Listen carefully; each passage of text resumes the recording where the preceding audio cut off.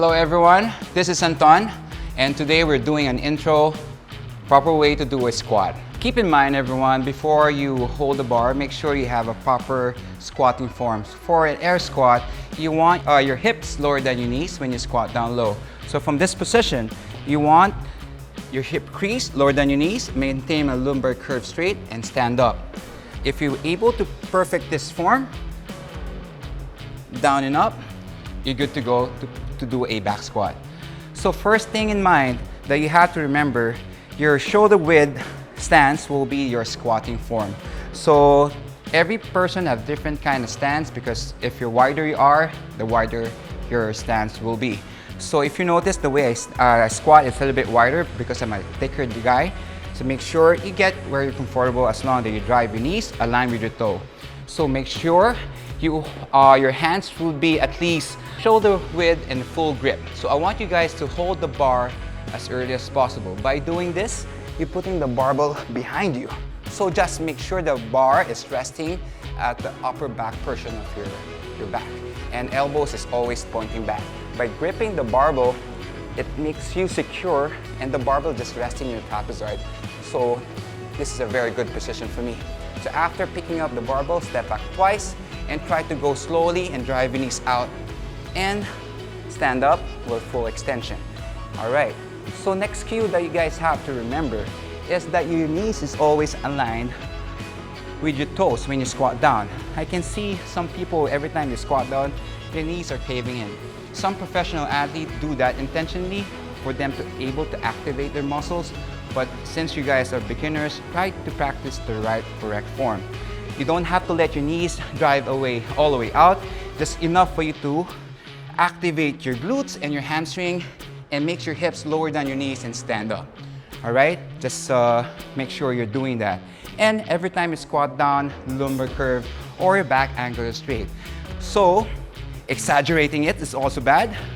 Rounding is also bad. So this is a bad form of rounding your back when you squat. So some people squat like this.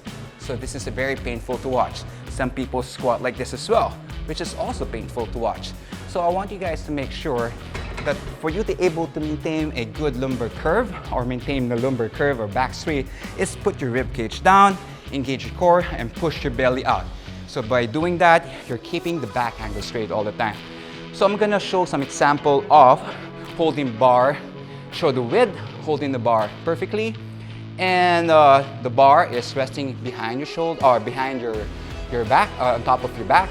Then, yeah, so it's going to be like this. Make sure your hips is lower than your knees when you squat down. Rib cage down, drive your knees out, align with your toe, stand straight. Back straight. There you go. So make sure you squat the balls of your feet. Never at the back of your heel, never in front of your toe. Make sure you're pushing the floor, the ball of your feet. This makes you secure and you plant yourself on your stance on the floor. Make sure you push your belly out, stand up straight and heels down all the time, and complete the movement with full knees and hip extension. All right, so a recap again. Shoulder width stance when you squat, okay? Hands outside of the shoulder with full grip like this. So what I do is, every barbell have knurling anyways. So this is my cue. Every time I put my thumb here, so I'm holding the barbell all the time the same.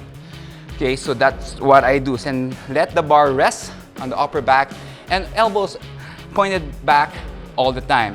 By doing that, you're squeezing your mid back as well. Okay, and knees aligned with the toes when you squat down. Lumbar curve maintain. Hips lower than your knees, drive your knees aligned with your toe, heels down, stand up straight. Down and up, down and up. So make sure, avoid ego lifting and try to go slow. At first, I'm a fan of doing tempo squats. By doing that, you're polishing your technique as well, improving your mobility rather than lifting every way and rush things. So developing strength will take time, so enjoy the process. So if you guys have any questions, just let us know. See you guys in the next movement.